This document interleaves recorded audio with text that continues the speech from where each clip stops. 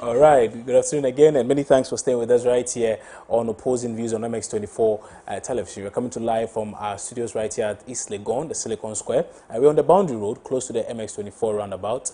If you still do not know our office or the whereabouts of this particular facility, then I think perhaps you may have to revisit your notes, because this is the place to be now. You know, if you are a company and you want to advertise, this is the place to advertise.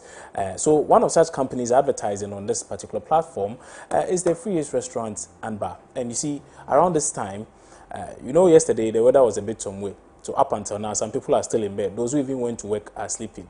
After waking up, they are a bit hungry. And when you are hungry, you have to eat. And which better place to eat than a Free Age Restaurant and Bar? They have a wide range of dishes to consider, and usually even when you cannot make it to their facility, there are numbers you can call, place a call to, and they'll serve you quite some sumptuous meals. And so for those of you who do not know where you can locate a Free Age Restaurant and Bar, it's on the Boundary Road on East Legon, just after MX24. When you get to the MX24 roundabout, you see it on your right. It's a very, very nice place, and I think you would love it.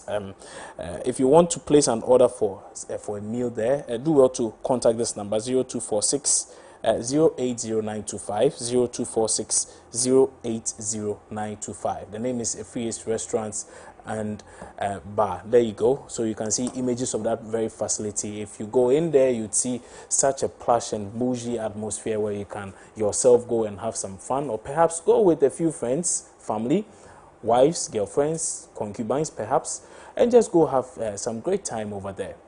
They have a wide range of assorted meals that will come to you very, very handy anytime you're hungry. So please do not hesitate. If you are in and or around the enclave of East Legon, or say Spintex or Manette, Tema, Medina, thereabouts, or even Legon itself, and you're looking for some sumptuous meals on a regular basis, do well to contact the Free Age Restaurant and Bar. Again, the number is 0246 080925, and you can find it right close to the MX24 roundabout right here at East Legon. Okay, so with that said, let's now focus our attention on what it is that transpired this weekend. I've already told you about the pop-up lounge and the Fatherhood 2.0 experience. Those of you who missed it at Marina Mall, perhaps you caught it on television. You saw Godwinambo doing his thing. It was amazing. It was fantastic. It was a very great show. For those of you who missed it, don't worry. We'll come up with a few more for you before the year ends, and perhaps next year as well, we can have another such brilliant initiative come your way. But like I mentioned, the ECOWAS summit was also on, and so quite a number of heads of states of ECOWAS countries were actually in the country. So for those of you who went to town, maybe you used the main airport road, you'd realize that several portions of the capital were blocked. It was because there were a number of heads of states in town, and so they had to redirect traffic to some very, very odd routes, let me put it that way. But a number of things were discussed. So today I want to focus on three of them. Let's start with the issue of security. And for those of you who have followed the issue at Mali, you would realize that Mali has not been very stable over a certain period. Now, even at a point when we thought there was stability at Mali, there was then another issue of a coup d'etat. And so Mali had even been suspended for one reason or the other, and now they had come back to the drawing table for the various countries to reconsider that suspension and to begin to take a look at other ways of bringing that country back on track after that coup d'etat, which led to the ousting of the legitimate government of sorts. And so let's start with the issue of security. After dealing with the issue of the coup, there will be the issue of security on the sub-region. There have been issues of Boko Haram and other groups which have been, should I say, terrorizing a lot of the citizenry on the continent. And so all of those issues came to the fore when the leaders met. Let's bring you a summary of that. Our colleague Francis Ekoanan was there, monitored a lot, and has given us a very interesting sound clip which perhaps will tell the story as we want you to understand it. So here you go. Security was also a big item on the agenda, and as you know, our region is facing a big security threat coming from a terrorist attack in the Sahel region, Sahel countries, but also, of course, we can see those security threats coming a little bit down to coastal countries. So country insisted that we implement the security regional plan that was approved in September 2019. And the security in the Gulf of Guinea also is a big concern, you know, because today more than 40% of all piracy attacks in the world are in the Gulf of Guinea. And this has a tendency to increase the cost of insurance of all the ships that are coming in our region. And when the cost of insurance increases, it increases the cost of imported goods, and it impacts on the population. So this is something also that was discussed by summit, and head of state insisted and decided that really the decision taken to secure the Gulf of Guinea be really fully implemented. Unfortunately, we're still confronted with serious security challenges, with deadly terrorist attacks and kidnappings, not only in the frontline countries, namely Mali, Nigeria, Burkina Faso, and Niger, but also in the coastal countries of our region, such as Cote d'Ivoire. Recently, the terrorist attack, which resulted in the death of some 132 civilians, including children, in Burkina Faso on 5th June, is the latest such outrage. I went in the name of the community to Ouagadougou on Wednesday, 9th June, to commiserate with President Rochmar's Christian Kabore and offer our condolences, sympathies, and support to the government and people of Burkina Faso in their dark hour. Excellencies, these developments should reinforce our collective commitment to pursue and implement with renewed vigor the decisions taken at our Extraordinary Summit on Terrorism on 14 September 2019. This concerted effort, which must be a major issue and a priority objective for the community, is the best way for us to address this security challenge. It is a matter of dignity and sovereignty, which affects all nations in the region. None of our countries is insulated from the threats of terrorism. Whilst thanking the countries that have already contributed to the ECOWAS Regional Security Fund, I appeal to other countries who are yet to contribute to do so. We must also pay urgent attention to the growing threat to maritime security in our region. Acts of piracy and maritime destabilization are on the rise in the Gulf of Guinea. That's affecting trade in our community and increasing the cost of imported products. We must operationalize the maritime centers we have established in the region and agree on the way forward to combat these acts of piracy.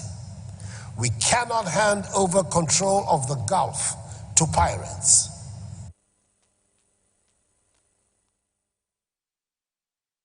Okay, so you heard that sound clip there. Sound clip of two people. One, in fact, the first one was president of the ECOWAS, that's Jean-Claude Cassibru, and also you heard from ECOWAS Chair President Nana Danko Akufo-Addo, bringing us up to speed as far as issues relating to security in the sub-region is concerned.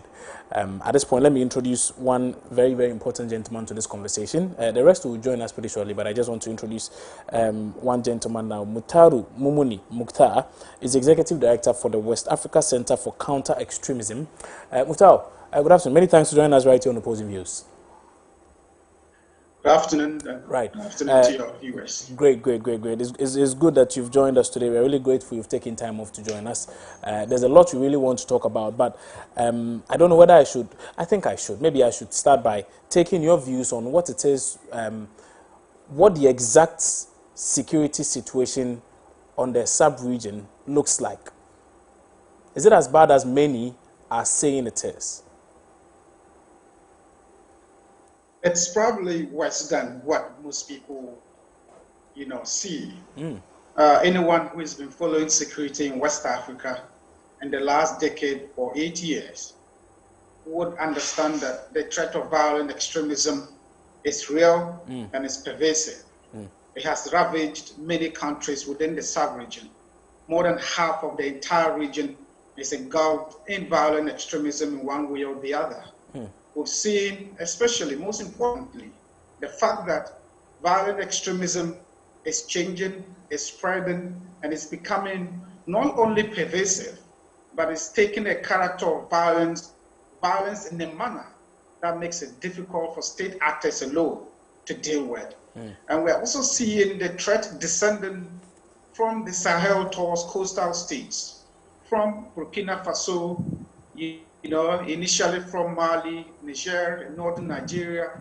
We're seeing territories that were once peaceful becoming, vulnerable and succumbing to violent extremism. Burkina Faso a few years ago did not have this character of threat. Cote d'Ivoire did not have that. Today, the entire northern part of Burkina Faso is significantly ravaged by violent extremism.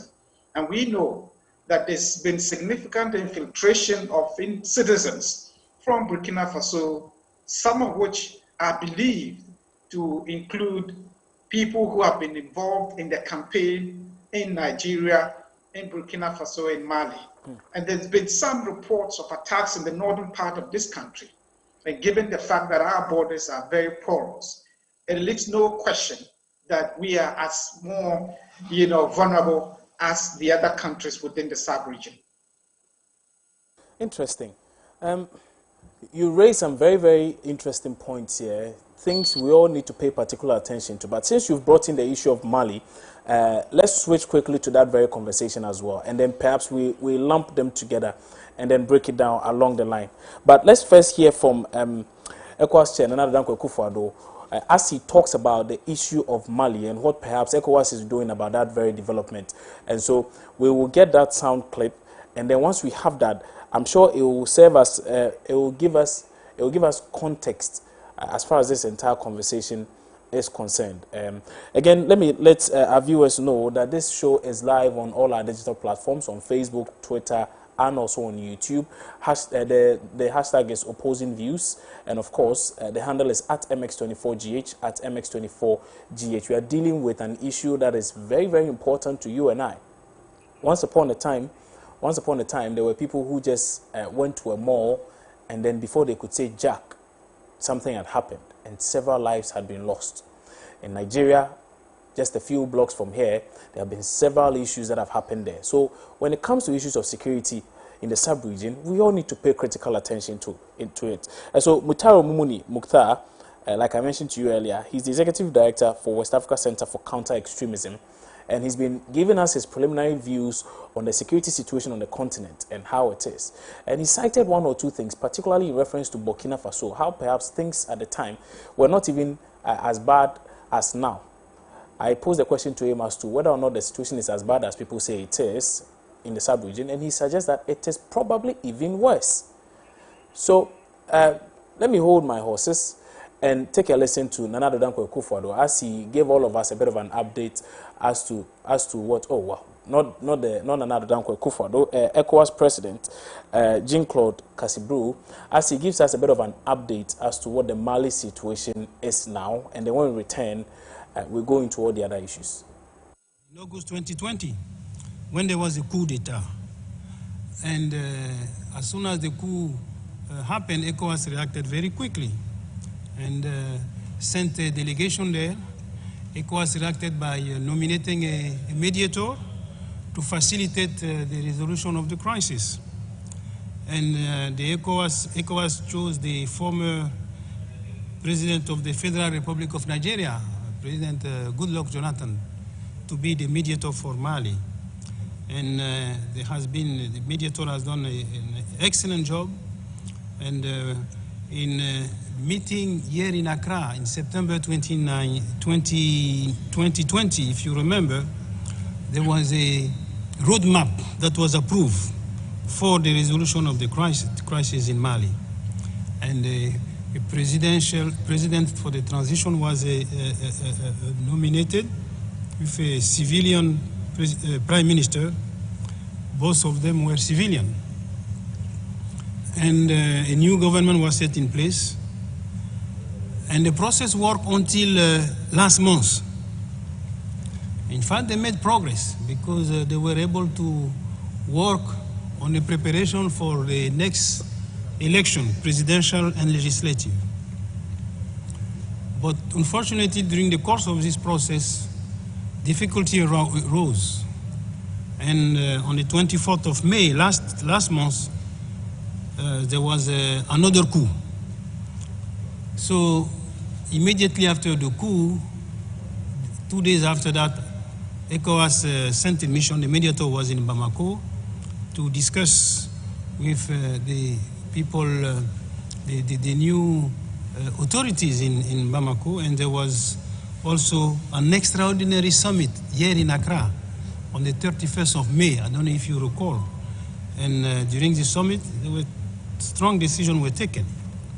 If you recall those decisions, Mali was suspended from all ECOWAS institutions, and the summit asked that a new civilian prime minister be nominated, a new government be installed, and more importantly, summit required that the process of preparing the election, the timetable to have the next election, which was already decided by the transition team, transition president before, be maintained, so that the election be held in February 2022 to return Mali to normal constitutional order.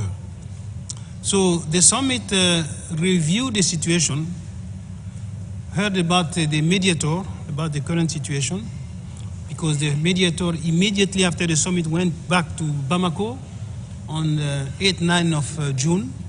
So the summit listened to the mediator on its report. The summit noted that there were positive development, because indeed a new prime minister civilian was nominated, a new government has been put in place, and then the new transition. Okay, so you heard bits and pieces of what the ECOWAS President Jean-Claude Cassiburo has been saying to all of us in the sub-region. A summary of it suggests that, well, Mali is still suspended and that ECOWAS is still monitoring the situation to decide on a few things. Of course, he mentions that now they've returned to the plan, and perhaps there's some democratic rule of sorts happening there. But let's go back to Mutaru, who was painting a bit of a picture to us as to what situation we find ourselves in, and maybe perhaps he can help us appreciate a few things. Mutaru, so when you look at the other instances of security threats, right, the issue of Nigeria, Burkina Faso, Ivory Coast, what do you think ECOWAS should be doing to deal with it? Because we keep seeing some of these meetings and hearing of all the several things that ECOWAS wants to do, but in the end the situation appears to oftentimes escalate. It doesn't really de-escalate. The problem lingers. What's the problem? How do we fix it? These security challenges we've identified.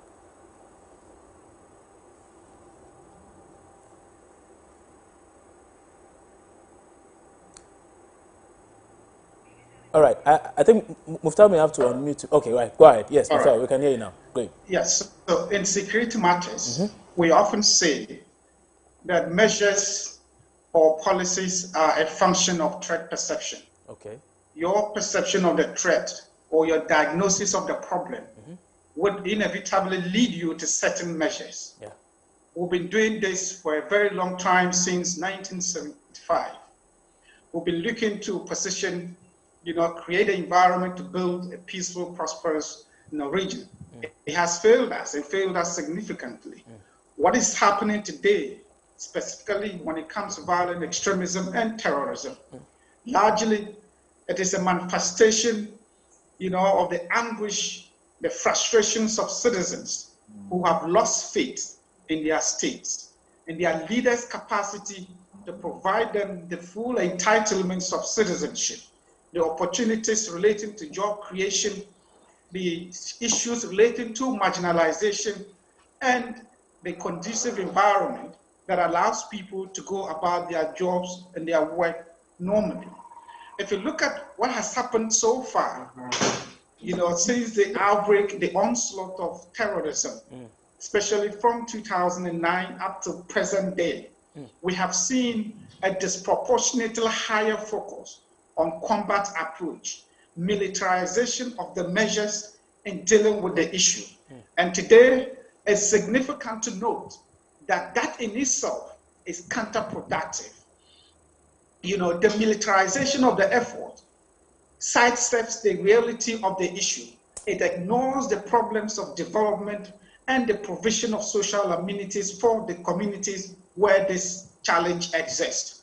And so if you look at the issue of militarization or disproportionate use of military measures and security measures, we currently have MINUSMA in this particular region, a huge number of forces here. We have the Operation Barkhane by the French forces. We have the G5 Sahel, forces that are here, and several other local security initiatives that create a congested security environment that does not allow civil society work and development work in the communities where this problem exists. And so we need to shift away from the increasingly militarized and securitized approach to the problem to focus more on development and building local resilience against the threat. And so broadly, this is how I see, the way forward in terms of dealing with the challenge. Okay, so if I understand you correctly, we constituting a lot of these military forces or setups in a bid to combat the situation is not doing much to improve on it. And that all of these is as a result of perhaps socioeconomic challenges that a lot of these member countries, people in these member countries are having with their governments. And so perhaps we need to find another way. And you are suggesting the approach of these non-governmental organizations and other civil society groups and the like, and perhaps paying much more attention to that as the way to go, correct? Yeah, so clearly, let me make this very clear. Okay. So there is a huge concentration, disproportionate concentration on military measures, security measures. Yeah. There is a force, the MINUSMA by the UN, over 15,000 forces operating in this region.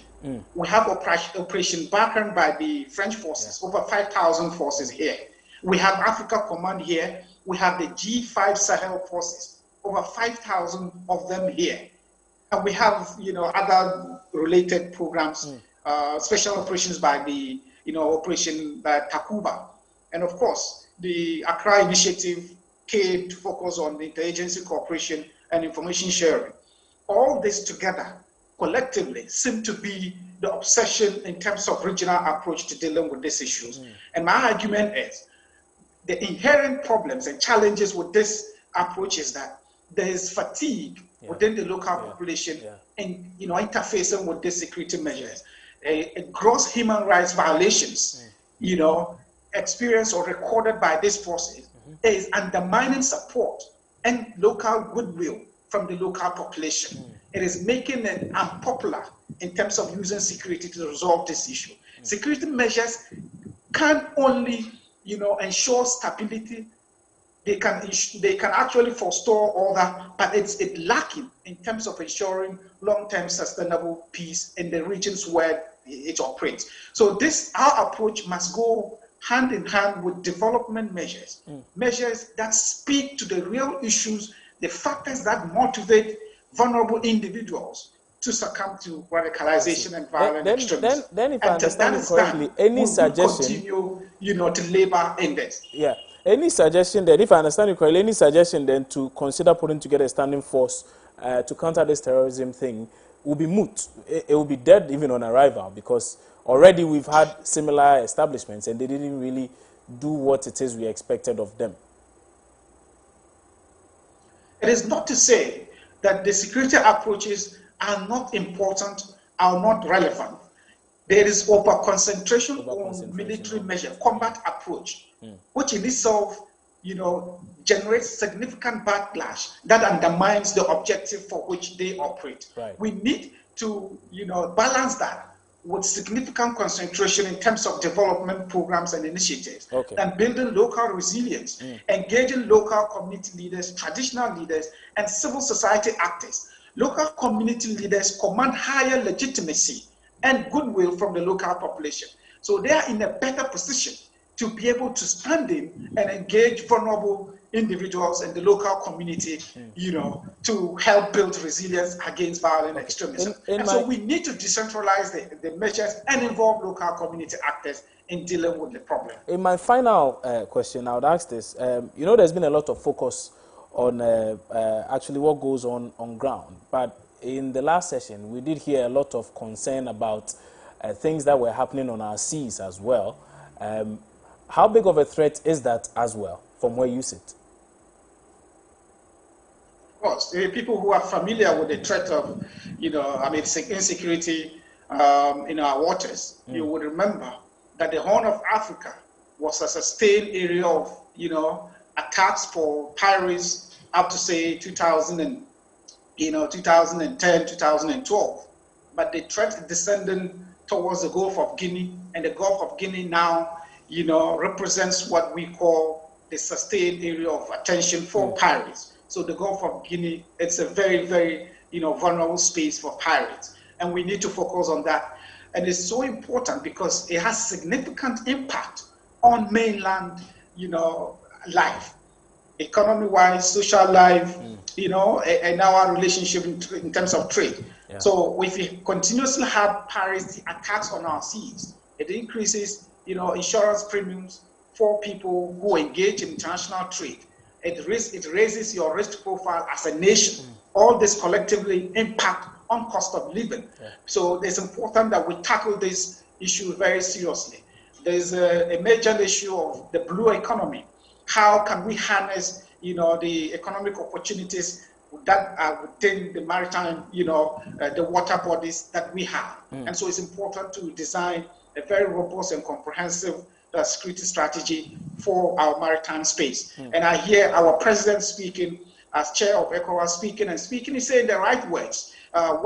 He's talking about is we cannot succumb our maritime space to pirates. Yeah. He's talking about the fact that this region, no nation is immune to violent extremism or terrorist attack. These are the right words to say. What is lacking is the kind of action that is required to build resilience against violent extremism. Right. It is not in combat measures. It is not in mobilizing forces within the region or international, funding for security operations. It's dealing with the local realities, the underpinnings and the drivers of radicalization and violent extremism.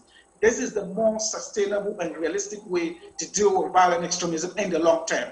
We have dealt with people who have been radicalized and recruited to join extremist groups. And I can tell you, you don't have any typical profile of, a terrorist or violent extremist. But if you study them, you see a continuous, consistent pattern of the vulnerabilities that lead individuals engage in terrorism or violent extremism. And all these conversations that we're having, it is missing. The drivers are missing in the kind of conversation we are currently having. And the focus is more on combat measures. And that, I think, is unrealistic. Mutaro, many thanks for that update. We're really glad that you took time off to join us for this session. For a more extensive bit about the security aspect of this, do stay with us right here on MX24 in our subsequent bulletins and subsequent shows. I want to throw the spotlight on security as far as the issue of ECOWAS is concerned. But that was Mutaro Momuni Mukhtar. He's the Executive Director for the West Africa Center for Counter-Extremism. We're really grateful you joined us with those insights. Very, very, very instructive there. Let's now shift our focus to Afcfta. Now, for most of us, when we did hear of the Africa Continental Free Trade Area, we were very excited, particularly when several people felt that, oh, well, it's coming to Ghana, it's going to change so much. Well, the sub-region, we are going to trade amongst ourselves, we'll make so much money, we'll do ABC. Well, that is yet to materialize. But ECOWAS has a position on Afcfta and perhaps how they expect it to operate to the benefit of all member countries. Let's take a listen to that very one. Let's take a listen to ECOWAS as they speak, particularly in reference to the issue of Afcfta. And from there, we'll switch our gear to that very conversation of trade in the sub-region. Excellencies, beyond these challenges, we must work to achieve strong economic growth, based on the construction of resilient economies. Let us continue to focus on the implementation of programs and projects in all areas of national life to ensure job creation and the well-being of our peoples. This requires that we strengthen our regional integration by pursuing the free movement of goods and people and the development of our economic infrastructure and our human capital bases. In this regard, the entry into force of the African Continental Free Trade Area, Afcfta, on 1st January 2021, offers us a historic opportunity to enhance our levels of intra-regional trade and inspire the momentum for rapid economic growth. We have to rise to the occasion and change our destiny.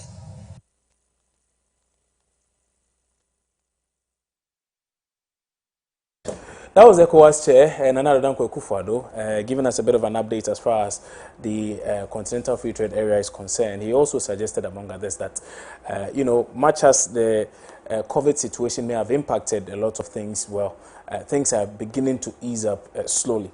And so at this point, I'd like to introduce my other guest, Dr. Sam Wolanyo. He's an economist and lecturer. He's joining our conversation now. Joseph Obeng is also present for the Ghana Union of Traders Association, GUTA. And Daniel Enim is the Chief Economist, Policy Initiative for Economic Development. Gentlemen, good afternoon. Many thanks for joining us right here on Opposing Views. Thank you. Great.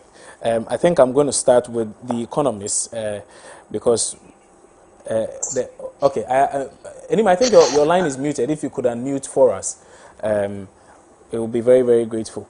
Okay. So now, when we focus on the issue of Afcfta and all the noise, let me put it that way, noise that came with the establishment of Afcfta. In fact, it started with Ghana being chosen as the hub to host the Afcfta Secretariat and all up until this point. Would we say, well, some would say maybe we are warming up into really beginning to benefit from Afcfta. But does it really seem like Ghana may benefit as much as we anticipate? Let me start with Dr. Sam Wolanyo. Doc. Yes, thank you very much. Great. That depends on how we position ourselves as an economy or as a country. Okay. For the fact that we have the Afcfta Secretariat in Accra does not automatically mean that we could benefit from operations of Afcfta.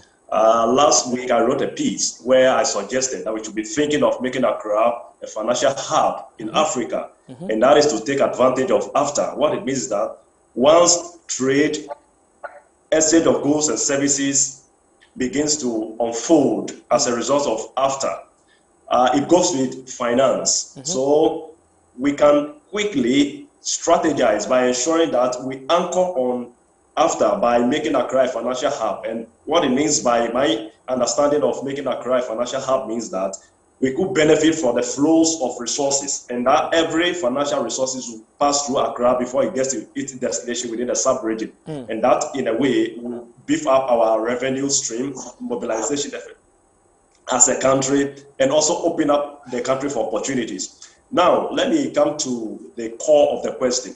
We have Afcfta here. So what it means is that quickly we should be looking at our investment laws. How do we strategically come out with laws that will ensure that it benefits our businesses? How do we put policies together in line with Afcfta policies so that our business community can equally benefit from it? As a government, how do we position ourselves to support businesses? So these are some of the things that ought to be done. So it's not just a matter of we having Afcfta Secretariat in Accra. If we do not do the right things, the business community will not benefit from it, or the nation as a whole will not benefit from it. So we should be looking at our trade policy again, and we should be looking at, just as I've stated, even the financial sector as a whole, and the value chain. How do we package what we are selling to other economies within the continent, in terms of quality and standard? Okay, so these are some of the things that quickly we should be looking at it, and then we should be able to shift away from the talk. I think by now the talk should be over, and we should be walking the talk by ensuring that we have a clear policy direction to ensure that our business a community or our business people take advantage to, and for them to be able to do that, government must dictate the pace by demonstrating clearly that policies are put in place to support business community, the entrepreneurs, to be able to take full advantage of the situation. Doc, so to answer you, the benefits are in there. Okay. Sorry, the benefits are in there, but it depends on how we position ourselves strategically. If we fail to do anything about it and we are just talking about it, then at the end of the day, it may not benefit us as expected. You speak of positioning ourselves strategically and how perhaps we may need to take a second look at our investment laws. Now, speaking about that, there have been a lot of suggestions in recent time about the issue of tax holidays and rebates given to a number of these foreign entities that come into the country to do business. And so sometimes some get as many as, say, 10 years tax holidays or rebates of whichever form or sort. And a lot of people say it may not be in the best interest of the country, because if you look at the quantum of money which we are having to dole out to these people indirectly, it's too much. Would you perhaps go as far as suggesting that that maybe should be the first thing we need to begin to consider when you speak of our investment laws and how we can tap into Afcfta and make the most out of it?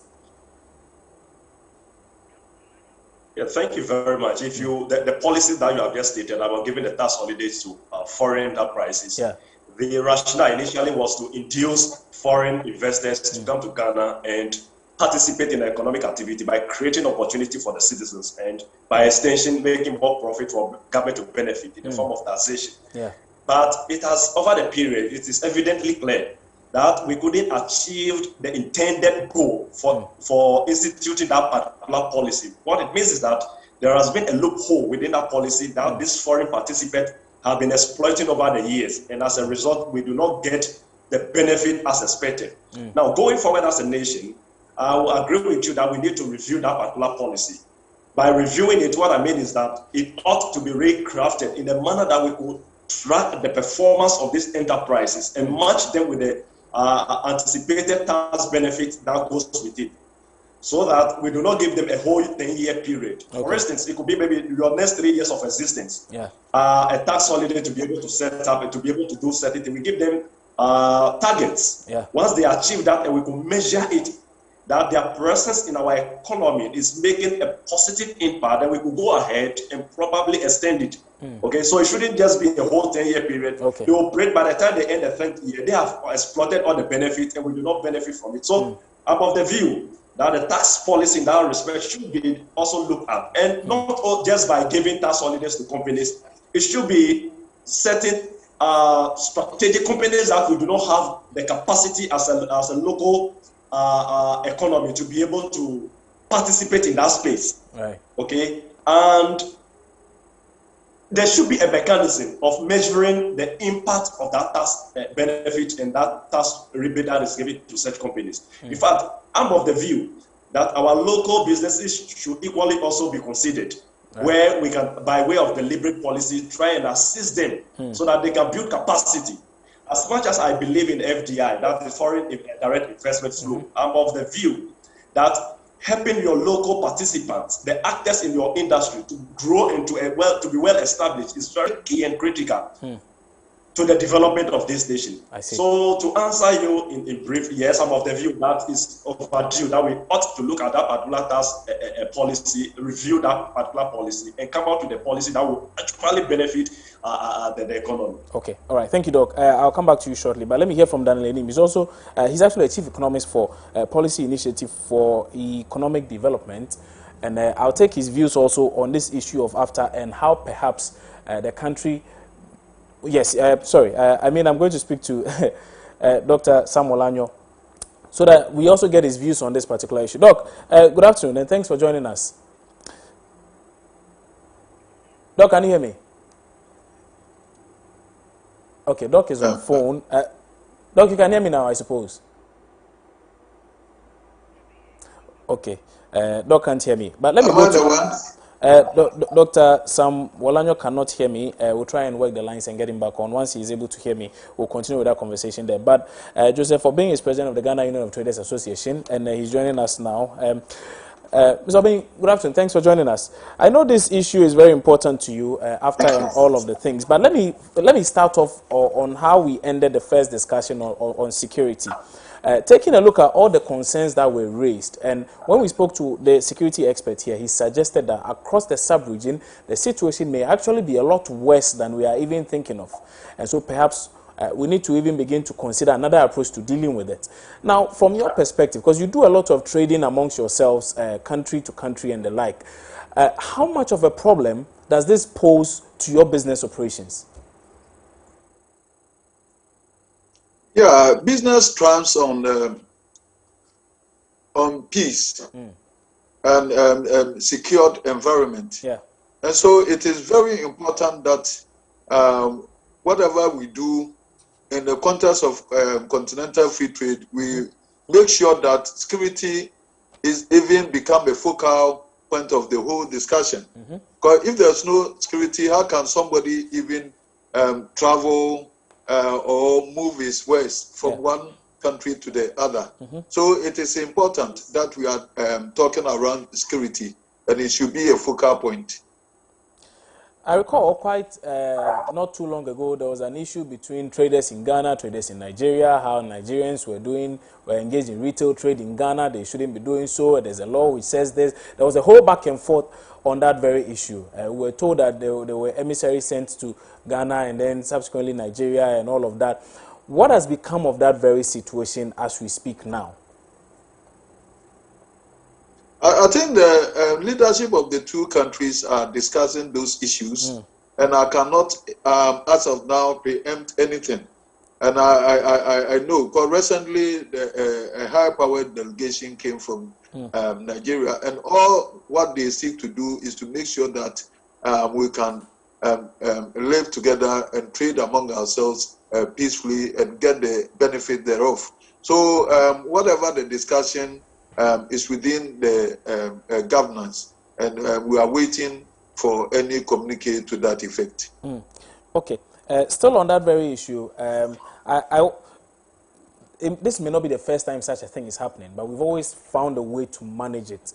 My problem is about the recurring nature of it, and perhaps how, if we are not careful and we do not find a long-lasting solution, again, it may reoccur, and perhaps the impacts may be a lot worse than previously it was. That's why I'm asking all of this, and maybe also trying to understand or put myself in your shoes. Do you foresee any of these things happening? Maybe not just with Nigerians, perhaps Ivorians or Malians or Gambians in the country also involved in such things? Yeah, that's why we formulate laws. We are talking about a protocol. The protocol goes with it, rules and engagement. That's all. What is happening in Ghana now with regard to the foreigners in the retail trade, especially with the ECOWAS citizens, means simply that the member states are not observant to the rules of the protocols itself. And so if you want to ensure that we are able to abide by the rules and engagement, then some of these things might not even occur in the first place. And so we have the laws. Our sovereign laws are there, and then the framework that establish these protocols are also there. And all that we have to do is to make sure that we enforce them to the latter. It's as simple as that. It's not that somebody might say that because I'm a member of, I'm a citizen of ECOWAS, then I have to do anything that the laws or the rules of engagement does not allow me. That one should not be tolerated. So it's good you make mention of this. The problem that we are encountering here is the fact that rules and engagement are not being observed. It's as simple as that. Okay, it's good you mentioned this, because with the coming on stream of Afcfta, now a lot of people are beginning to ask whether this particular law even will still hold. Because again, it's supposed to be a free trade area for member states. And so if you're in Ghana, you should be able to say go to Nigeria or Cote d'Ivoire and trade freely without any form of hindrance. So how do we, should I say, reconcile AFCFTA and its positioning and all of the things around it, vis-a-vis what it is that we had previously, for which reason there were so many issues with a lot of people entering our retail trade business? Yeah, it's not an open-ended something, as you may let everybody seem to know. It is not like that. Okay. There are the rules and engagement. The rules are so clear, and that's why we have even permissible goods and non-permissible goods. Even with the goods that we are going to trade on, there are those that are allowed and those that are not allowed. And they are the driving force. Those that have the tariff free and those that do not have. Okay. We have something that we call the rules of origin. Okay. The rules of origin simply means that we are going to trade among ourselves. It's going to endure to our benefit. But then we are going to trade in the goods and services that are procured, manufactured in the member states. And that anything that comes from outside is not allowed. Right. So it's not an open-ended arrangement as it is being made. Okay. And so even whatever movement that you have is guided by the goods that you are even trading in. And that you cannot even bring goods that are imported from outside the continent of Africa. Okay. So yes, we are trying to encourage free movement of goods and services so that it will help all of us. But then there are the rules to it. Okay. Okay. It's as simple as that. At this point, let me introduce Daniel Enim. He's Chief Economist for Policy Initiative for Economic Development. Dr. Sam Olanyo, an economist and lecturer. Doc, good afternoon. Thanks for joining us, sir. Good afternoon. Oh, finally, great. We can hear you now. Doc, I would like to kindly hold on because I want to wrap up on something with Joseph Obin of Guta, and then I can come to you if you would kindly indulge me. So, Doc, again on the issue of AFCFTA, we know that a lot is happening in that sphere. Perhaps after it has come on stream now, a lot of your members may be looking to partnerships and the like, whether or not such things are even happening as of now. We would like to know, is that the case? Have you already started taking advantage of AFCFTA and perhaps building and forming some partnerships that transcend borders and the like?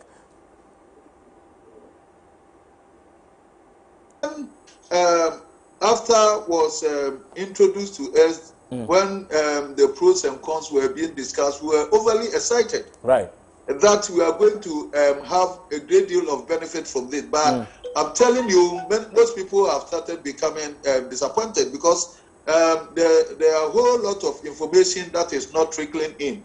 People are not even aware of the tariff-free items, the permissible items that I was talking about, those that we can even trade in. The companies like Casapreco, the manufacturing entities, were renowned companies and all that started, and they were the referring point, and they did not succeed even in their first operation and all that. Wow. There's not a good reference. But in generality, the continental free trade as is being prepared now. I think like you said, the talk is just way too much. What are we going to trade in? We say free movement of goods and services, and so when we are moving with goods, but we are talking about the free movement of the people and the trading without talking about the goods that we are going to trade in. Yeah. What goods? We are talking about finished goods. We said that we do intra-trade in Africa of 15%. It is true. It is 15% because people of Africa consumes or patronize finished products. They do not patronize unfinished products. And so the value addition thing is what is lacking here. Don't forget that we are in competition with the rest of the world, who are like Asia, the Europe and all that, who are well versed in these finished goods and all that, and we are woefully lacking as a continent. Right. So when it comes to mind, what goods? Because we come the whole of Africa, and you do not know the goods that you are buying as against the goods that you are already bringing from elsewhere. Somebody was talking about finances. Yeah. The rest of the world have packaged themselves, and then people have the suppliers credit and all that, and so you have the the place that you buy your goods, the suppliers who will even go to the extent of giving suppliers credit and all that. These things have not been overtaken by the have not been looked at with the continental free trade area, how we are going to be resourced and financed. And then also, even when you look at the manufacturing entities in Ghana, where we have to position ourselves, I think we have to look at the areas that we have comparative advantage. And then government should consciously resource them, because capital acquisition is very high. Yeah. And if it is high, it means that you are not competitive. Yeah. Because we are talking about quality and affordability of products. True. That's going to make this market. And so the whole thing should be looked in a broader perspective, rather than just giving our mind to say that we have opened the African market. What goods are we even talking about? The value addition, which Africa should be able to produce a more finished product. We have to add value to our raw materials and all that. Because I can conveniently say that the goods that we can source, our import requirement, we can only get maximum 20% from within of Africa. Okay. Because of lack of productivity. Right. So that's the area that we all have to make conscious effort to look at the value addition, how we're going to make ourselves competitive as against the rest of the world. I see. Very, very good points there, Mr. Joseph Obeng. Thank you very much. He's president of the Ghana Union of Traders Association. Let me now hear from Dr. Sam Olanyo. He's an economist and a lecturer. He is also joining us in our conversation. Doc, I believe you paid a bit of attention to what it is that the Gutta president said, and you can hear your frustrations and lamentations as regards the issue of Afcfta and the implementation of it, to suggest even that information is not even trickling down as much as it should, and it's a bit difficult for businesses even in the country to break through to other markets and the like. What are your thoughts on that? Does it give you any indication that perhaps Afcfta may not fulfill the role for which we were so happy about to begin with? Yeah, thank you very much, and good afternoon to my senior comrades, Dr. Amin Prempe and Dr. Joseph Obeng.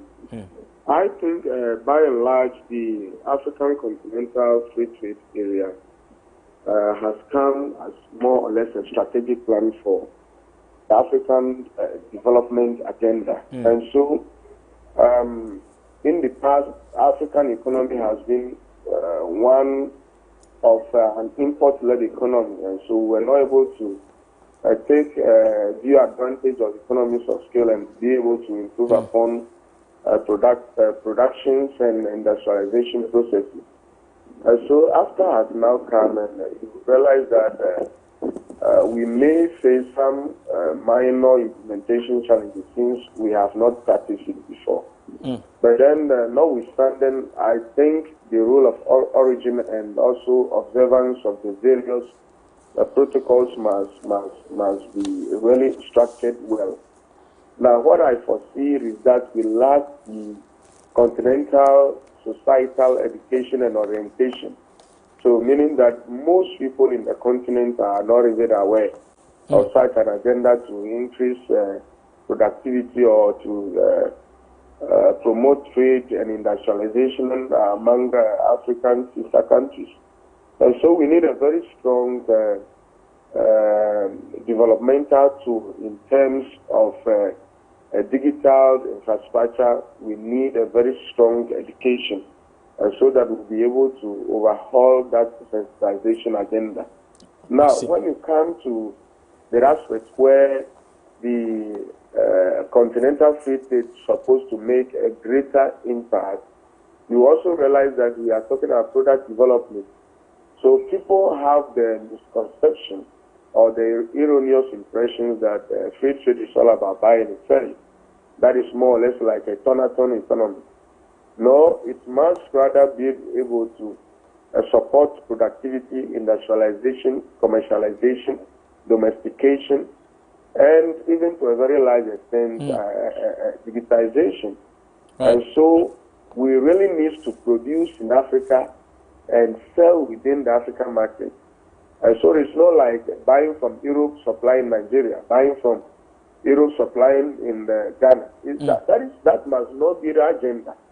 And so we really need to look at the various product developments, and beyond the product development, we are also looking at the labor force, where the skilled labor, most people are very talented, they have acquired much more knowledge and experience, which their experiences and skills may be much more needed or relevant or have much more value in elsewhere than your home country. So we are looking at all those comprehensive development approach. I believe that Dr.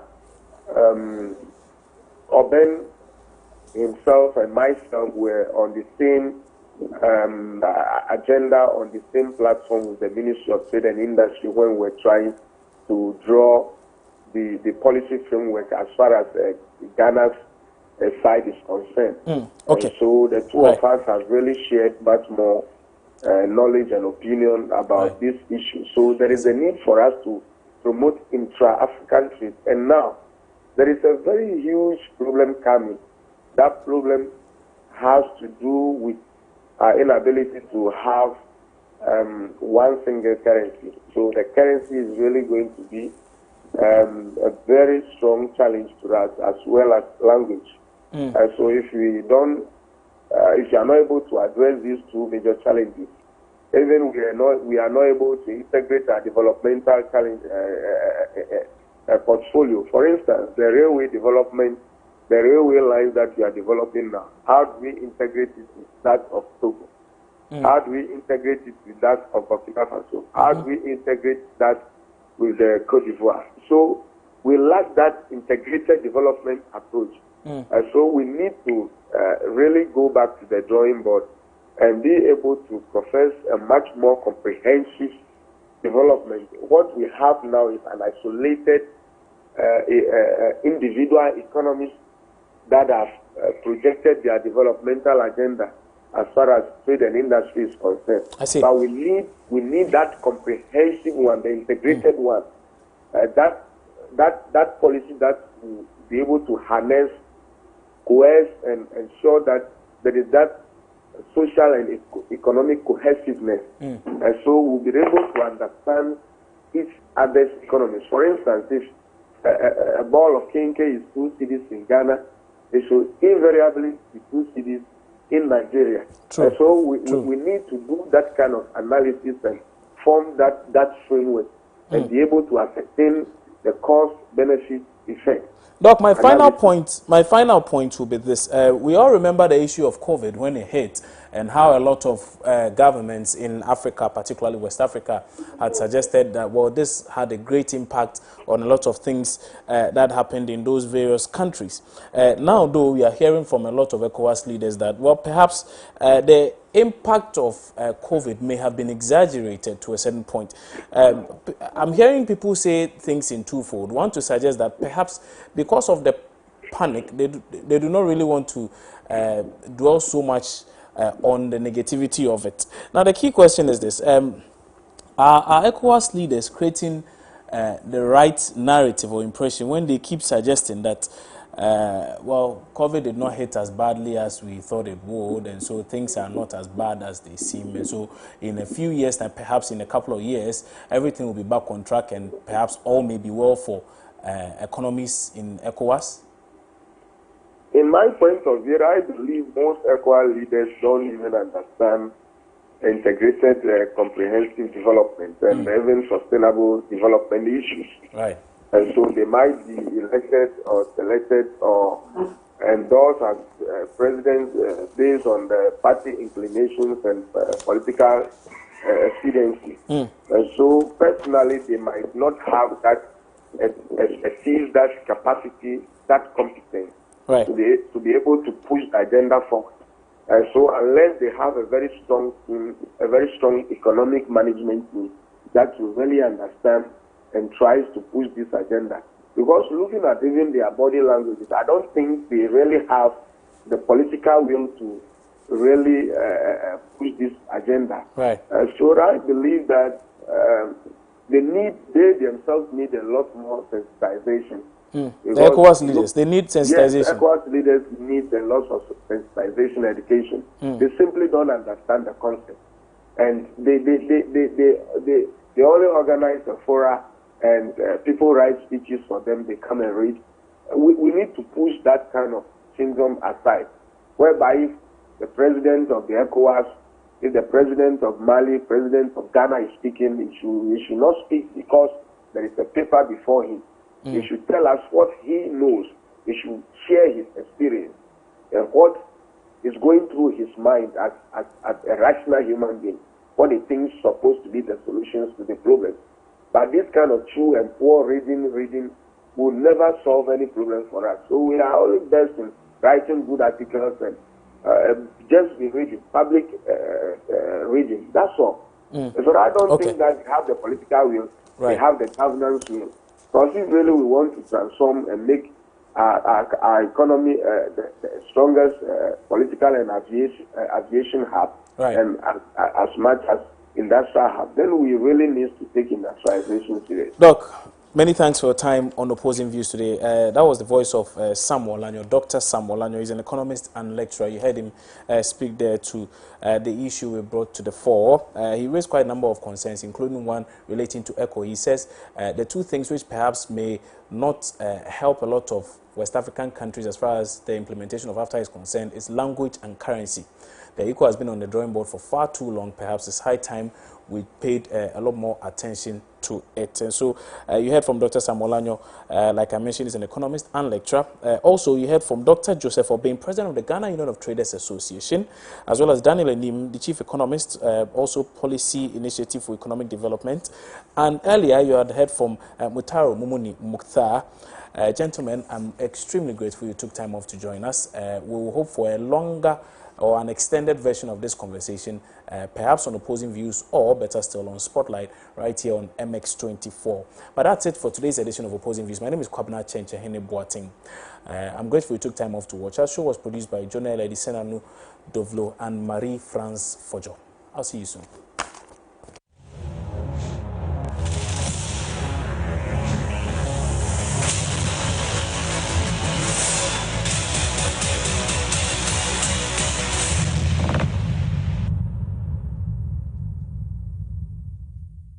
Pepsodent introduces charcoal and lemon essence. The unique combination of natural essences whitens teeth naturally for you and family because every smile matters.